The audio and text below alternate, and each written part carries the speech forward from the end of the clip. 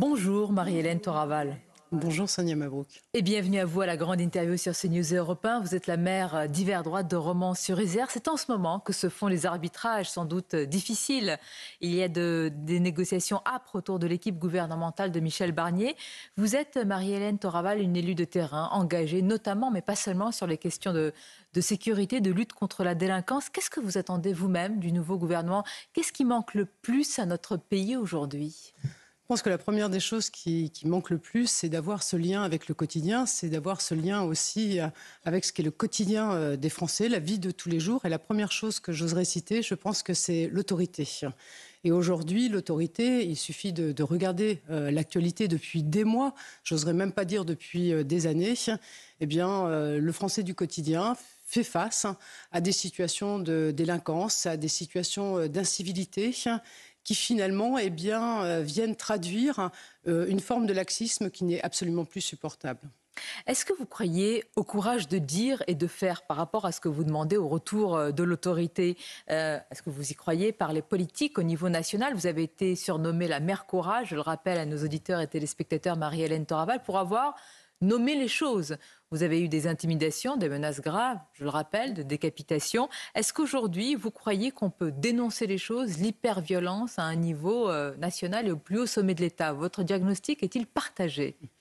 Alors, je pense que mon diagnostic est partagé. Encore, peut-être pas tout à fait. Je pense que lorsqu'on est vraiment dans cette forme de microcosme parisien, j'ose le dire, eh bien, je pense que le lien avec nos territoires, mais je parle de la France entière, tout simplement, et même en allant juste au-delà du simple noyau dans lequel évoluent bien souvent les gens qui nous dirigent, eh bien, il y a une forme de cécité, c'est-à-dire on ne voit pas. Je veux dire, le quotidien, c'est une chose finalement accessoire. Oui, mais c'est un fait divers. C'est la raison pour laquelle, vous vous souvenez, lorsque j'avais dit par rapport au meurtre de Thomas, ce n'est pas un fait divers, c'est un fait de société. Malheureusement, je crois que l'actualité me donne raison tous les jours. On va parler de cette actualité. Effectivement, vous dites une forme de cécité. Vous dénoncez depuis longtemps, Marie-Hélène Toraval, aussi la culture de l'excuse permanente à tous les étages. Je vous donne un exemple, puisque vous parlez du quotidien. Ce qui se passe à Échirolles, une école supérieure va être sans doute déplacée parce qu'il y a un point de deal à côté, trafic de drogue qui gangrène le quartier, échange de tirs sous les fenêtres des étudiants. Et c'est finalement l'école qui va se déplacer. Comment mettre fin à une telle impunité? Parce qu'on peut demander l'autorité, ça ne se décrète pas. Par quoi faudrait-il commencer, selon vous? Alors je pense que la première chose à faire, ce serait d'appliquer les lois qui sont les nôtres, parce qu'elles existent, mais l'organisation et la chaîne pénale aujourd'hui est en défaillance complète. Alors peut-être par faute de moyens, par faute de volonté, pour raison politique. Il reviendra à ceux qui sont intéressés ou qui sont aux manettes d'en avoir la vraie raison. Seulement aujourd'hui, d'aller déplacer une école parce que elle est dans une situation dans laquelle elle ne peut plus se maintenir à l'endroit où elle est. Moi, je pense que, franchement, on touche le bout, là. Vous êtes une élue de terrain. Il y a d'autres élus, évidemment, qui connaissent des situations d'insécurité. Il y a eu un drame récemment à Grenoble. Vous avez vivement réagi au propos du maire Éric Piolle, après la mort de l'agent municipal Lilian Dejean, qui, je le rappelle, a été abattu froidement alors qu'il intervenait sur un accident de la route. De quoi, selon vous, se rend-il responsable, le maire de Grenoble? Bien, je parlais de cécité tout à l'heure, mais je pense aussi que pour certains, il y a une volonté de ne pas voir ou de mettre la question de la sécurité ou de mettre la question de délinquance, bien non pas comme une priorité, mais finalement un facteur lambda avec lequel on doit vivre. Eh bien non, je veux dire, chaque jour, les gens que je rencontre me disent non, ce n'est plus supportable. Donc finalement, ce qui est insupportable pour les concitoyens, on tenterait de vouloir lui donner un niveau d'acceptabilité. Non, ça ne va pas le faire. J'ai beaucoup pensé à vous lorsque la veuve du gendarme Éric Comines a eu cette phrase. Cette phrase est la suivante: la France a tué mon mari. Cette femme a été lynchée sur les réseaux sociaux. Elle a eu des menaces extrêmement graves. Est-ce qu'une telle phrase aujourd'hui, la France a tué mon mari, est-ce qu'elle est lucide? Est-ce qu'elle est prononcée dans l'émotion? Et que dit-elle de notre système et de ses potentielles failles? Je pense que Harmonie Comines a largement démontré qu'elle pouvait être au-dessus de l'émotion. Je trouve que dans son intervention, nous sommes beaucoup à nous y être retrouvés. Je trouve qu'elle a fait preuve d'un courage extraordinaire. Et malheureusement, même si la phrase est forte, si elle fait mal aussi, je pense qu'elle a raison. Elle fait mal à qui, Marie-Hélène Toraval, une telle phrase? Je pense qu'elle peut faire mal à ceux qui s'investissent aussi pour tenter de trouver des solutions, à ceux qui s'investissent aussi au quotidien. Bien sûr, je pense aux élus de terrain, je me permets de le dire. Les élus de terrain, nos forces de l'ordre. Nos forces de l'ordre, alors eux, ils sont en première prise. Ce refus d'obtempérer. J'avais osé dire une fois que ça devenait un sport national. Je veux dire, je n'ose même plus reprendre cette expression-là quand on arrive à des drames comme on l'a vu pour l'adjudant Comines. Mais pour autant, je veux dire, on ne risque rien sur un refus d'obtempérer. Rien. On risque moins que pour une insulte. On risque moins que pour une insulte. Bien sûr.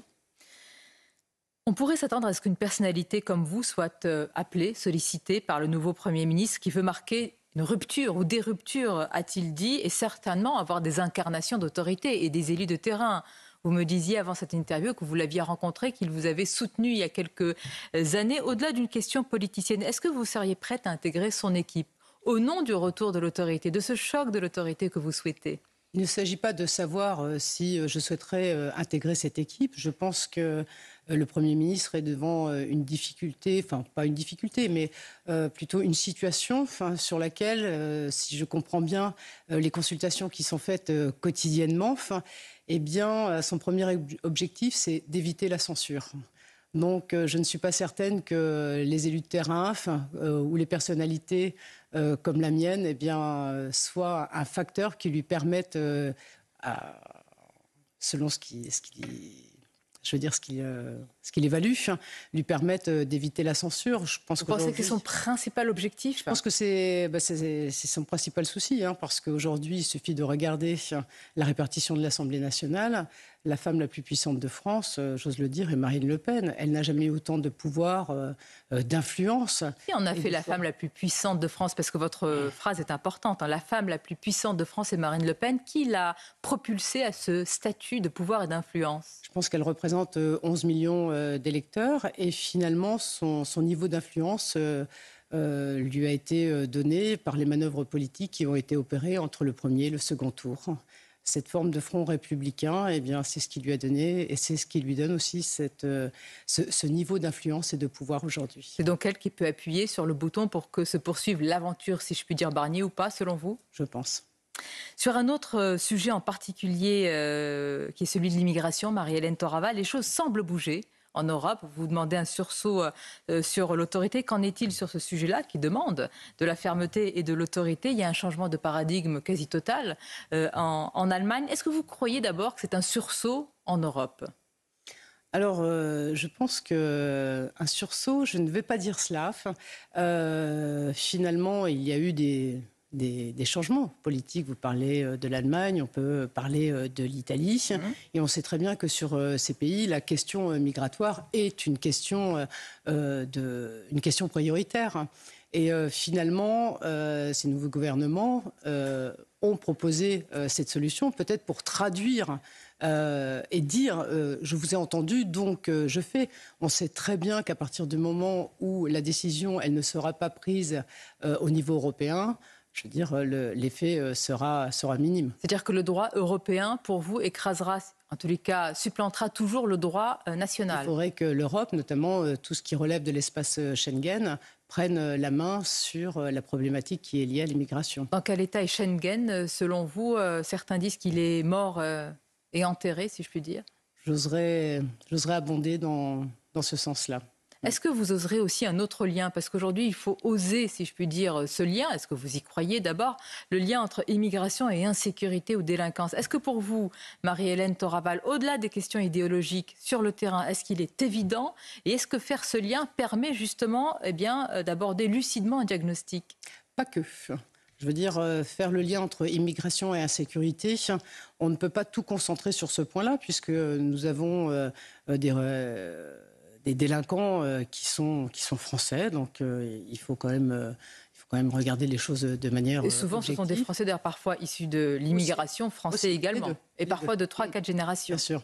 Mais s'agissant de l'immigration, on sait très bien que les problématiques de délinquance qui sont liées à l'immigration, si on regarde les statistiques qui sont notamment établies sur les OQTF, eh bien, on voit que le lien entre immigration et délinquance, il est existant, quoi. Donc, je crois que l'actualité aussi s'en est fait l'écho, ne serait-ce qu'hier, sur un chasseur, je crois, qui a été attaqué. Donc, la réalité du quotidien, elle le prouve sans équivoque. Derrière le sujet, il y a de l'immigration, il y a celui de l'assimilation et de l'intégration. Vous en avez souvent parlé.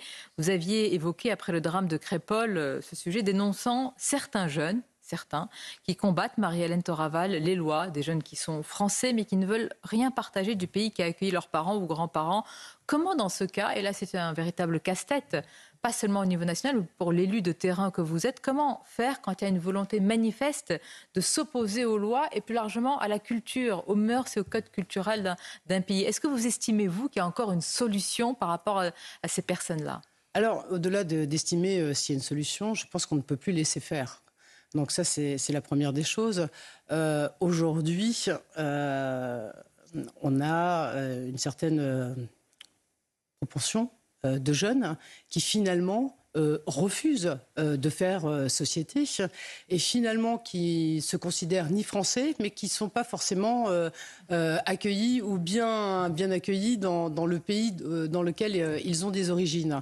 Donc je pense qu'aujourd'hui il y a une problématique d'éducation, il y a une problématique et une responsabilité parentale et ça finalement j'en entends parler quand il y a des grands événements et puis après c'est tout de suite étouffé. Donc je pense que si on n'arrive pas à saisir la responsabilité parentale, une véritable responsabilité parentale, on n'arrivera à rien.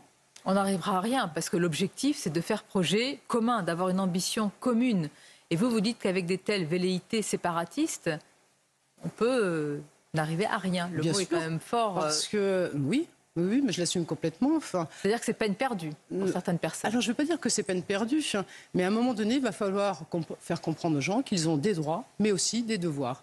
Et finalement, je trouve que la notion de devoir, eh bien, elle est souvent mise sous le tapis et que finalement, on essaie d'acheter une forme de paix sociale à coup de subvention. Eh bien non, je pense qu'il faut vraiment arrêter avec ce principe-là. En tout cas, vous ne l'achetez pas, la paix sociale, mais vous espérez la paix, évidemment, sur votre territoire. Quand je dis la paix, c'est-à-dire une tranquillité et un droit à vivre en sécurité. Quel a été le sursaut après le drame de Crépol, Marie-Hélène Toraval? C'est un bilan d'étape qu'on peut faire aujourd'hui. Vous avez eu, je le rappelais, ce continuum de menaces. Vous avez eu des soutiens également, rappelons-le. Est-ce qu'aujourd'hui, il y a eu un changement? Est-ce qu'il y a les prémices véritablement d'une modification de la situation? Je pense que le plus grave, ce n'est pas moi dans cette affaire de Thomas Perrotto. La situation la plus délicate aujourd'hui, c'est que l'enquête peine à avancer et c'est pas. Quelle raison? Alors je pense que c'est l'enquête en elle-même. C'est pas faute. Je ne pense pas que ce soit faute de moyens, mais aujourd'hui, je pense que l'auteur n'est pas derrière les barreaux. Il court toujours. Il court toujours. D'où peut venir l'espoir plus largement aujourd'hui? On a commencé cet entretien, vous m'avez dit que ce dont la France a le plus besoin, c'est de l'autorité. D'où peut venir l'espoir? On a ce qu'il faut pour faire de l'autorité ou mettre en place de l'autorité. Je veux dire, on a des forces de l'ordre qui sont là, mais qui, à chaque fois qu'elles se manifestent dans les missions qui sont les leurs, on a cette forme de politique qui essaye de freiner. Pourquoi? Je ne sais pas. Finalement, on a cette crainte. Alors, je ne veux pas dire je veux dire que certains ont la crainte d'une forme d'émeute. Il faut le voir après le drame de Naël. Les émeutes qui s'en sont suivies. Je pense que ça reste une crainte du politique qui finalement, au regard, si je prends les forces de l'ordre par exemple, je pense qu'elles sont bridées. Pour conclure, Marie-Hélène Toraval, que vous disent les citoyens, les habitants de votre commune sur ce qui est en train de se passer, c'est-à-dire ces changements le nouveau gouvernement qui doit s'esquisser et se décider. Est-ce qu'ils vous parlent de cela ou totalement d'autre chose? Je pense qu'ils sont inquiets. Ils sont inquiets, bien sûr, par la question de la sécurité. Ils sont inquiets par rapport à la question de l'autorité. Mais ils sont aussi extrêmement inquiets par la dette. Et ils savent très bien que les décisions vont se prendre, notamment très prochainement, c'est-à-dire avant la fin du mois de décembre, notamment dans le cadre du PLF. Et ils sont extrêmement inquiets. Je trouve que la première des choses serait d'avoir le courage des économies. Le courage des économies et le courage de dire qui vous caractérise. Je vous remercie, Marie-Hélène Toraval. C'était votre grande interview sur CNews et Europe 1. Je vous souhaite une bonne journée.